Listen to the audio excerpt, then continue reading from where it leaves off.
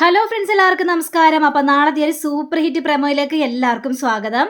അങ്ങനെ നമ്മുടെ എപ്പിസോഡുകളെല്ലാം അവസാനിച്ചു. ക്ലൈമാക്സ് ആണ് നാളെ. അപ്പോൾ നാളെ ഇനി എന്തായിരിക്കും സംഭവിക്കാനായിട്ട് പോകുന്നത്? ഇത് നമ്മൾ പ്രതീക്ഷിച്ചതുപോലെ സുമിത്രയുടെ കല്യാണമൊന്നും നടന്നില്ല. വിശ്വനാഥൻ അവിടെ ഭയങ്കരമായിട്ടൊരു കലക്ക് കലക്കി. വിശ്വനാഥൻ്റെ മറുപടി കേട്ടാണ് എല്ലാവരും ഞെട്ടിപ്പോയത്. കാരണം സുമിത്രയുടെ കഴുത്തിൽ താലി കെട്ടാനാണ് വിശ്വനാഥൻ വന്നതെന്നാണ് എല്ലാവരും വിചാരിച്ചത്. പക്ഷേ വിശ്വനാഥൻ പറയുകയാണ്, അവിടെ സുമിത്ര പറഞ്ഞിട്ടാണ് താനിവിടെ വന്നത്, അല്ലാതെ സുമിത്രയുടെ കഴുത്തിൽ താലിയും ചാർത്തിക്കൊണ്ട് സുമിത്രയെ കൊണ്ടുപോകാനൊന്നും അല്ല ഞാൻ വന്നത്. നിങ്ങൾ കല്യാണം നിശ്ചയിച്ചില്ലേ, ആ സമയത്ത് സുമിത്ര എന്നെ കാണാൻ വന്നിരുന്നു. അപ്പോഴാണ് സുമിത്രയുടെ യഥാർത്ഥ സ്വഭാവം എനിക്ക് മനസ്സിലായത്. സുമിത്രയുടെ കാര്യത്തെക്കുറിച്ച് ആലോചിക്കുമ്പോഴേ എനിക്ക് വല്ലാത്തൊരു അഭിമാനം തോന്നുന്നു. എടാ, ഇങ്ങനൊരു അമ്മയെ കിട്ടിയത് നിങ്ങളുടെയൊക്കെ ഭാഗ്യമാണ് എന്ന് സുമിത്ര ഇങ്ങനെ പുകഴ്ത്തി പുകഴ്ത്തി പറയുകയാണ് ഈ വിശ്വനാഥൻ. അപ്പോൾ അനിരുദ്ധിനെ തങ്ങോട്ട് തീരെ ഇഷ്ടപ്പെട്ടില്ല. കാരണം അനിരുദ്ധ് തൻ്റെ അമ്മയുടെ കല്യാണം ഇപ്പം തന്നെ നടത്താം, ഡോക്ടർ പറഞ്ഞ പ്രകാരം കല്യാണം നടന്നില്ലെങ്കിൽ അമ്മ എന്തെങ്കിലും മാനസികമായി തളർന്നു പോകുമോ എന്നുള്ളൊരു ചിന്തയാണ് നമ്മുടെ അനിരുദ്ധിന്. അപ്പോൾ വീണ്ടും വീണ്ടും പറഞ്ഞുകൊണ്ടിരിക്കുകയാണ്, പിന്നെ നമ്മൾ തമ്മിലുള്ള കല്യാണമൊന്നും ശരിയാവില്ല. കാരണം എൻ്റെ ഭർത്താവിനെ മറന്നുകൊണ്ട് എനിക്കൊന്നും ചെയ്യാനായിട്ട് പറ്റില്ല. എൻ്റെ ഭർത്താവ് എൻ്റെ കൂടെ ഇപ്പം ഇല്ലെങ്കിലും അങ്ങേര് മാത്രമാണ് എൻ്റെ മനസ്സിൽ, രോഹിത്ത് മാത്രമാണ് എൻ്റെ മനസ്സിൽ എന്നൊക്കെ നിങ്ങളുടെ അമ്മ എന്നോട് പറഞ്ഞു കഴിഞ്ഞപ്പോഴേക്കുവേ സത്യം പറഞ്ഞു കഴിഞ്ഞിട്ടുണ്ടെങ്കിൽ ഞാൻ എന്തൊരു വിഡ്ഢിയാണെന്നാണ് ഞാൻ വിചാരിച്ചത്. കാരണം ഇങ്ങനെയുള്ളൊരു വ്യക്തിയാണല്ലോ ഞാൻ കല്യാണം കഴിക്കാൻ വേണ്ടി വന്നത്. കാരണം സ്വന്തം ഭർത്താവിനെ മനസ്സിലിട്ടുണ്ട് യാതൊരു പെണ്ണിനും വേറൊരു കല്യാണം കഴിക്കാൻ പറ്റില്ലടോ എന്നൊക്കെ പറഞ്ഞുകൊണ്ട് അവിടെ വിശ്വനാഥൻ ഭയങ്കര ഡയലോഗ് അങ്ങോട്ട് ഇറക്കുകയാണ്. ഇതൊക്കെ കഴിഞ്ഞപ്പോഴേക്കും എല്ലാവരും അന്തിച്ച് നിൽക്കുകയാണ്. അതെ, സുമിത്ര എന്നോട് ഇങ്ങോട്ട് വരാൻ പറഞ്ഞായിരുന്നു. കറക്റ്റ് സമയവും മുഹൂർത്തവും ഒക്കെ സുമിത്ര എന്നോട് പറഞ്ഞായിരുന്നു. സമയം നോക്കി ഞാനിവിടെ വരികയും ചെയ്തു. അതെന്തിനാണെന്നറിയാമോ? അതെ, ഇവ രണ്ടുപേരെയും അനുഗ്രഹിക്കാൻ വേണ്ടി തന്നെയാണ്. ഒരു കാരണന്മാരുടെ സ്ഥാനത്ത് നിന്നുകൊണ്ട് ഇവ രണ്ടുപേരെയും അനുഗ്രഹിക്കാനായിട്ട് സുമിത്ര എന്നോട് പറഞ്ഞു, ഞാൻ വന്നു. അത് കറക്റ്റായിട്ട് തന്നെ ചെയ്യുകയും ചെയ്തു. എന്താ സുമിത്ര, ഞാൻ പറഞ്ഞെല്ലാം കറക്റ്റല്ലേ? അതന്നെ വിശ്വനാഥൻ, നിങ്ങളോട് ഒരുപാട് നന്ദിയുണ്ട്. കാരണം ഞാൻ വിളിച്ചപ്പോൾ തന്നെ നിങ്ങൾ വന്നല്ലോ. അപ്പോൾ ഇത് കേട്ട് കഴിഞ്ഞപ്പോഴേക്കും നമ്മുടെ പ്രതീക്ഷയും അതേപോലെ തന്നെ അനിരുദ്ധവും സുമിത്രയെ തന്നെ നോക്കി നിൽക്കണം. എന്താടാ നിങ്ങൾ എന്താ എന്നെ ഇങ്ങനെ നോക്കി നിൽക്കുന്നത്? എന്നാലും അമ്മേ, ഞങ്ങളോട് ഇങ്ങനെ ഒരു പരിപാടി വേണ്ടായിരുന്നു. ഞങ്ങളോടൊരു വാക്ക് പറയായിരുന്നു, ഞങ്ങളിങ്ങനെ പറ്റിക്കണ്ടായിരുന്നു. എന്തെല്ലാം സ്വപ്നങ്ങളാണ് ഞങ്ങൾ നെയ്ത് കൂട്ടിയത്. എന്നാലും മക്കളെ, നിങ്ങൾക്ക് എന്നെ മനസ്സിലാക്കാനായിട്ട് സാധിച്ചില്ലല്ലോ. ഞാൻ പെട്ടെന്ന് ഈ കല്യാണത്തിന് സമ്മതിച്ചു കഴിഞ്ഞപ്പോഴേക്കും എന്തുകൊണ്ടാണ് അമ്മ ഈ കല്യാണത്തിന് സമ്മതിച്ചതെന്ന് ഒന്നും ആലോചിച്ചില്ല നിങ്ങൾ? എന്തുകൊണ്ട് എന്നെ മനസ്സിലാക്കിയില്ല? അപ്പോൾ നമ്മുടെ സരസ്വതി അമ്മയാണെങ്കിൽ എനിക്കറിയായിരുന്നു സുമിത്ര ഈ കല്യാണത്തിന് സമ്മതിക്കില്ല എന്ന്. കാരണം അവൾക്ക് ശ്രീനിലയം വിട്ട് പോകാനായിട്ടൊന്നും പറ്റില്ലെന്നേ, അതും എന്നെ വിട്ട് ഒരിക്കലും അവൾക്ക് പോകാനായിട്ട് പറ്റില്ല എന്നിങ്ങനെ സരസ്വതി അമ്മയുടെ ആ വാക്കുകളെല്ലാം കേട്ടുകഴിഞ്ഞപ്പോഴേക്കും എല്ലാവരും ഭയങ്കര കൂട്ടച്ചിരിയാണ്. ഇനി ഏതായാലും വെച്ച് താമസിപ്പിക്കണ്ട, നമുക്ക് എത്രയും പെട്ടെന്ന് മുഹൂർത്തം കഴിയുന്നതിന് മുന്നേ ഇവരുടെ കല്യാണം നടത്തണ്ടേ? അപ്പോൾ പൂജാരി വരികയാണ്. അല്ല, ഇതെന്താണ് പെണ്ണും ചെറുക്കനൊക്കെ ഇവിടെ നിൽക്കുകയാണോ? മുഹൂർത്തത്തിന് സമയമായി, അങ്ങോട്ട് വരിക എന്നൊക്കെ ഇങ്ങനെ പറയുകയാണ്. അപ്പോൾ ഇത് കഴിഞ്ഞപ്പോഴേക്ക് ഇവർക്ക് ഭയങ്കര സന്തോഷം. ഇതേ സമയം തന്നെ രഞ്ജിതയാണെങ്കിൽ സുമിത്രയുടെ കല്യാണം കാണണം എന്ന് മനസ്സിൽ വിചാരിച്ചുകൊണ്ട് തന്നെയാണല്ലോ. ഏതായാലും സുമിത്രയെ കെട്ടാൻ പോകുന്നത് ആരാണെന്ന് എനിക്കൊന്ന് മനസ്സിലാക്കണമല്ലോ എന്ന് ചിന്തിച്ച് നമ്മുടെ രഞ്ജിത അവിടെ നിന്ന് കാറെടുത്ത് ഇങ്ങനെ പാഞ്ഞിറങ്ങുകയാണ്. അപ്പോൾ ഈ അരവിന്ദൻ പറയുന്നുണ്ട്, വേണ്ട രഞ്ജു, നമുക്ക് പോകണ്ട കേട്ടോ, അത് വല്ലാത്തൊരു പ്രശ്നം. എന്ത് പ്രശ്നം?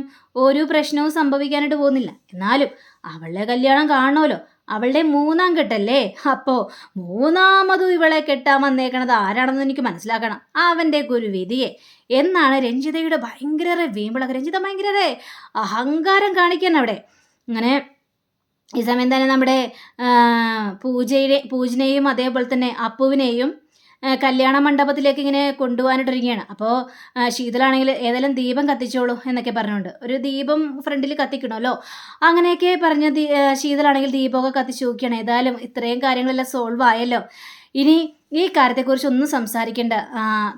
ഇനി ഡോക്ടർ അത് പറഞ്ഞ് ഇത് പറഞ്ഞ് എന്നും പറഞ്ഞുകൊണ്ട് അമ്മയുടെ മുന്നിലേക്ക് വരാൻ നിൽക്കല്ലേ മക്കളെ എന്നിങ്ങനെ പറയുകയാണ്. അപ്പോൾ എല്ലാവരും അതൊക്കെ കേട്ട് കഴിഞ്ഞപ്പോഴേക്കും ആകെ ചിരി വരികയാണ്. വയസ്സാം കാലത്ത് അമ്മയുടെ കല്യാണം നടത്താൻ വേണ്ടി വന്നിരിക്കുന്ന മക്കൾ എന്ന് പറയുകയാണ്.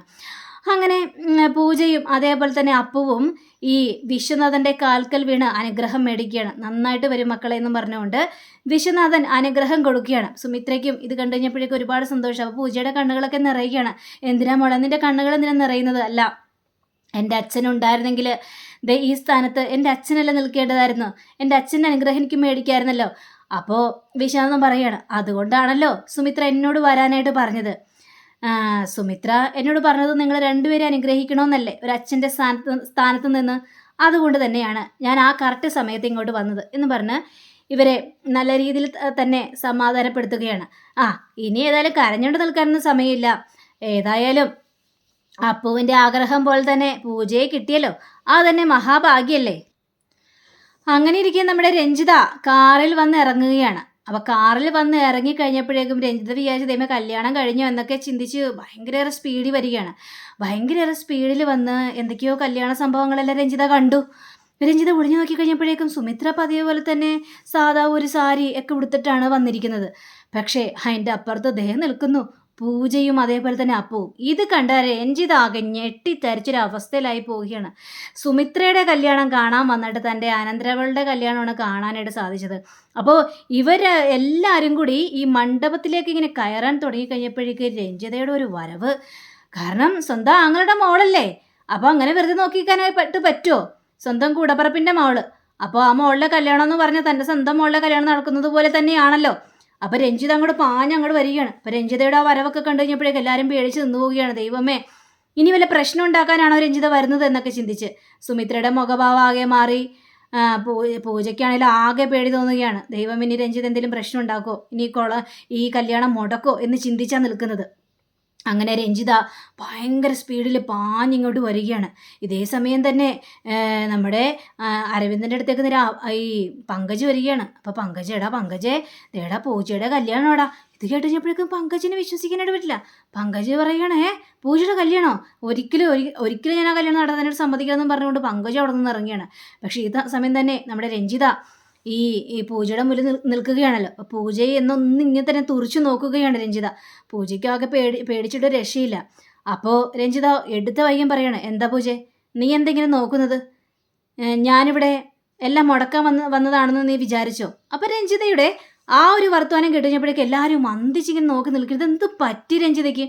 അപ്പോൾ രഞ്ജിത വീണ്ടും പറയണം, എന്നാലും നിന്റെ കല്യാണമാണെന്ന് ഒരു വാക്ക് പറയായിരുന്നു. ഒന്നുമില്ലെങ്കിലും നിന്റെ അച്ഛൻ്റെ പെങ്ങളല്ല ഞാൻ. ഒരമ്മയുടെ സ്ഥാനത്തല്ലേ നീ എന്നെ കാണേണ്ടത്. എന്നിട്ട് ഒരു വാക്ക് പോലും നീ എന്നോട് പറഞ്ഞില്ലല്ലോ പൂജ എന്ന് പറയുകയാണ്. അപ്പോഴാണ് നമ്മുടെ പൂജയ്ക്കൊരു ബോധം വീണത്. പൂജയ്ക്ക് ഭയങ്കര സങ്കടം തോന്നുകയാണ്. അപ്പോൾ സുമിത്രയാണെങ്കിൽ രഞ്ജിത തന്നെ നോക്കി നിൽക്കുകയാണ്. അപ്പോൾ രഞ്ജിതയോട് പറയാണ്, നിങ്ങളോടൊക്കെ പറഞ്ഞാലും നിങ്ങൾ കല്യാണം മുടക്കാനല്ലേ നിൽക്കുന്നത്. അപ്പോൾ പ്രതീക്ഷയും പറയാണ്, അതെ നിങ്ങളോടൊക്കെ എന്തിനാ പറയുന്നത്? നിങ്ങളെ ഇവിടെ നിന്ന് ഇറങ്ങി പോകാനായിട്ട് നിൽക്കിക്കോ. സ്വന്തം ആന്ധ്രയുടെ കല്യാണം മുടക്കാനായിട്ടല്ലേ നിങ്ങൾ വന്നിരിക്കുന്നത്. അപ്പോൾ നമ്മുടെ സുമിത്രയാണെങ്കിൽ നിർത്ത് പ്രതീക്ഷേ, എന്താണ് അവൾക്ക് പറയാനുള്ളതെന്ന് കാണാമല്ലോ. എന്നാലും പൂജ, നിന്റെ കല്യാണം മുടക്കാൻ മാത്രം മനസാക്ഷിയില്ലാത്തവളൊന്നുമല്ല ഞാൻ.